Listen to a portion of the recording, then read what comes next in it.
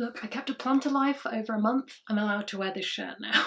Welcome to Dead Good Book Reviews, I'm Judith, and today I'm bringing you a review of S.A. Chakraborty's The Empire of Gold. An actual book review? Why yes, I'm trying to slot in a few more of these dedicated reviews, so if there's a book that you know that I've read, quite a key point, or that I'm planning on reading, and you wanted to have a dedicated review, let me know in the comments below, because I like doing book reviews and that's what this channel is about. Thankfully, unlike the last book review on this channel, but you can't just have characters saying lines from musicals in your book if your book isn't a direct the musical. I actually liked this book. And not one bit of it was Les Mis related. Disclaiming time. Disclaimer number 1, I was sent a copy of this book for free from the publisher via NetGalley. All opinions are my own, nobody is paying me to talk about this book. I wish. Disclaimer number 2, what follows may contain spoilers for The City of Brass and The Kingdom of Copper, which are books 1 and 2 in this series. So if you haven't read either of those and you're bothered about being spoiled, then pause this video, go and read both of those or consume them as audiobooks or however you want to consume them, then come back and watch the rest of this video. I'll just give you a moment, pause now. Maybe pause while I'm in an interesting pose like this. I will keep things spoiler-free for The Empire of Gold right up until the end, and then I'll do a spoiler skip for those who want to not be spoiled for this, and those of us who want to be spoiled or have already read this can join me for a little bit of time at the end of the video, but it will all be clear as things go. Thou hast been disclaimed. I want no, you ruined this series for me in the comments. I disclaimed enough, you're fine. So those who didn't follow my instructions and carried on watching despite not having read books 1 and 2, let me give you a bit of a rundown. This is book 3 in the Daevabad trilogy by S.A. Chakraborty. The first book came out in 2017, The City of Brass,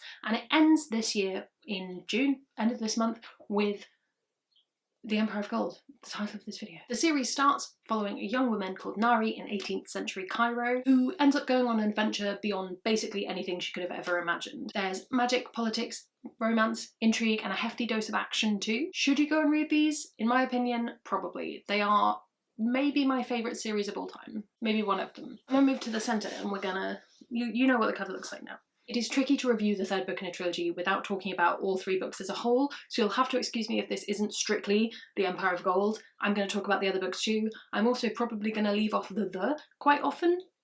I'm sorry about it. Characters. One great thing about this series as a whole is seeing how the characters have grown across 3 books. So there's a small time jump between books 1 and 2. There isn't for books 2 and 3. You're just jumping in right with the action, thrown in at the deep end, as it were. But across the whole series on page, we see these characters grow a tremendous amount, both the good characters and the morally less good characters. They learn about themselves, they change via their preconceptions, everything's good. It's just exactly what I like in character-driven fantasy. What I think is one of the big strengths of this series is even though it's epic fantasy and it's covering this whole huge swathes of people, the actual focus is on a very tight core cast of characters, and there's only, I think, 3, maybe 4 perspectives even in this book. I think the first book there might only be 1 or 2. I can't remember exactly. But as a reader you experience this sprawling narrative through a very selective, very tight focus. But it still gives you enough from quite a lot of different perspectives on the story that you still have that sense of omniscience and power, which I enjoy greatly and is definitely not a warning sign of anything. I am the worst at keeping track of epic fantasy, just absolutely terrible at it. I forget who's who, I forget who's allied with who, family names, completely over my head, but I never felt lost with these books, both when I read them on paper and when I picked them up as audiobooks, which I think is fairly impressive. Because there's such a tight focus on these characters, you really grow to love them, and a lot of the side characters you view through these characters' eyes, so you grow to love them as well, and I think that's part of what makes this such a solid ending, very specifically talking about The Empire of Gold. As a reader at this point, I don't know about you, but I was hugely invested in the outcome for these characters, and I was desperate to read to find out what was going to happen, and that's what made this book so satisfying. Comparing that to something like the first Law trilogy, which I finished this month, I wasn't invested in the characters, so I think the third book hit less hard for me. So if you're not invested in these characters, you might feel differently, but I'm pretty sure that all of my viewers are going to be ready to fight for them and die for them. The narrative. In starting my notes for this video, I went back to read the synopsis for City of Brass and I started thinking about it. Thinking about how if you gave someone the first 5 chapters of City of Brass and the last 5 chapters of Empire of Gold, how on earth they would think things happened in the middle, and it's a huge shift from the start of book 1 to the end of book 3. It's such a weird place to get to in some ways. A lot happens in this trilogy, but when you read all 3 books together, not necessarily at the same time, you don't need to read them back to back, I'll come on to that. When you read the whole narrative, it just makes sense. It's what that feeling that this is the only way this story could have gone, and that it's shaped by the characters, and you just feel safe in the narrative. I mean, don't get me wrong, I was at the edge of my seat, my fingernails have not survived, but it never feels like something unexpected is going to happen for the sake of it, and I really appreciate that. The plotline is at times sad, it is at times nail-bitingly tense, but it always feels genuine. It never feels like that, oh, I'm such a mean author giving you all the feelings kind of gimmick. Naming no names. I think it's partly a testament to the way that S.A. Chakraborty writes. She keeps a really consistent voice and tone even when she's shifting between characters. The Emperor of Gold as a whole narrative goes to some places I wouldn't necessarily have expected, and it shies away from some of the beats of the story we might have anticipated. But I think that's what makes it even better, is that even as the end of a trilogy which had some very clear story beats within it, it's still surprising and it's still just wonderful to read. I'll be honest, I wasn't expecting to dislike this. I was pretty sure I was going to love it, but I could not have predicted that I would love it as much as I did. The world. I wouldn't have thought there were more ways for this world to inspire and intrigue me, but there we go, there were. What I think I enjoyed most, as with most things in this book, it built off what had happened in previous books. It wasn't, oh no, I've written myself into a plot hole, I'll have to introduce this whole new sphere of magic to get us out of it, or a whole new race or concept or anything else. It was building off what we'd had before, but you still get the sense that you've only scratched the surface, and not in a way that the book feels lacking, but just that you feel like you could read 100 more books set in this series. In fact, I probably would read 100 more books set in this world. Having just read The Alloy of Law as well, I think it would be really interesting to read a book set in Daevabad in the future.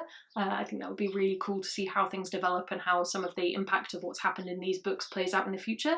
Might be a bit weird given that we're dealing with people with an incredibly long lifespan, but it might work. Should you read this? Absolutely. Pick up all 3 if you haven't already. If you have read books 1 and 2, do you need to reread them to get to this one? I think it's worth doing if you have the time, if you have the inclination. The audiobooks are exceptional if you want a new way to consume them. That was what I did. But it's definitely worth doing, partly because they're really good books and it's fun to start from the beginning again, but also because this book does, as I say, kind of throw you in at the deep end, and it might be nicer to kind of swim there yourself. This is an odd metaphor. I think you absolutely could pick it up cold. I wouldn't say pick it up if you haven't read books 1 and 2, which I don't normally say. I'm all for reading a series out of order, but in this case, you kind of need the background. But if you haven't reread books 1 and 2, it might just be a little bit less impactful. I say this to you as someone who has read many a book and finished many a trilogy with absolutely no recollection of what happened in previous books.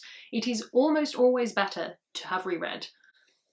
Almost always. I gave this book 5 stars. I don't know if you could tell. It's worth noting in that I read this in a day. I was having a really miserable day and I just needed something that I had succeeded in, so I tried to read this in a day. I do know people who've read it over a few days or over a longer period of time who found it really dragged in the middle. I personally didn't find that, but there wasn't really time for it to drag, so just bear that in mind. Don't go in expecting to completely whiz through.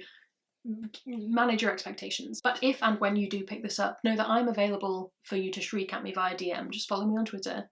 I will be there for you. Right, if you are not sticking around for spoiler time, aka I'm going to go into a bit of the ending, then farewell. I'd love to hear your thoughts on this series, whether you're going to go and read it, whatever you're going to do. Pop them in the comments below, and don't forget to subscribe if you haven't already, and I will see you in the next one. If you don't want to be spoiled, click away. You can come back when you have finished the book. Are they gone? Great. I'm assuming everyone who remains has either read this already or does not care about being spoiled. Welcome. I'm going to talk mainly to the people who finished the book, so sorry people who just don't mind being spoiled. But hi, welcome to the end of the video. How are you doing? Are you emotionally stable having finished this book? In all seriousness, personally, I was so happy with how this series ended. I loved that we mostly got a happy ending, or perhaps I should say hopeful ending. My ship sort of set sail, which I'm happy about, and it also happened in the way that I think I would have loved it to happen most. That's not to say I would have been perfectly happy with a very steamy romantic moment, but I feel like I kind of got that as well. So win-win for Judith. In part, obviously, it's a matter of personal preference. I personally love a fantasy book with a hopeful ending, and I feel like this trilogy has been what I've been looking for in I want an interesting world that is not completely miserable through to the end. Like Dara's ending, for example, it's a hopeful ending, but there's a bittersweetness to it, and it doesn't feel like Stephen Moffat's era of Doctor Who where he's afraid to kill anyone. As I say, I'd quite like to read a book set in the future of Daevabad. I know that's not likely to happen, but maybe like a short story or something. Just gonna manifest that into the universe. Yeah, I was thoroughly pleased with this book and this series as a whole. I will love them forever. I want to reread them already. I'm going to get the audiobook at some point so I can listen to them again. I think the one thing I would have liked more of, but I understand why it wasn't there, was a bit more of Jamshid and Mutandir's relationship. That's a place I think you could really explore some more and do a bit of short story writing around. I think that would be really interesting. And I just have a lot of feelings about it, but you know me, everything can be gayer. That's where I'm at. As I say, I'm available if you need to scream about this book, or these books, or pretty much any book. Just scream at me about them. I'm available. And also leave any spoiler-free thoughts in the comments below for everyone who left before we got to this section. Thank you so much for watching this video. I hope you enjoyed it. I hope you enjoyed this kind of review format, maybe, question mark. That's all from me, and I will see you in the next one.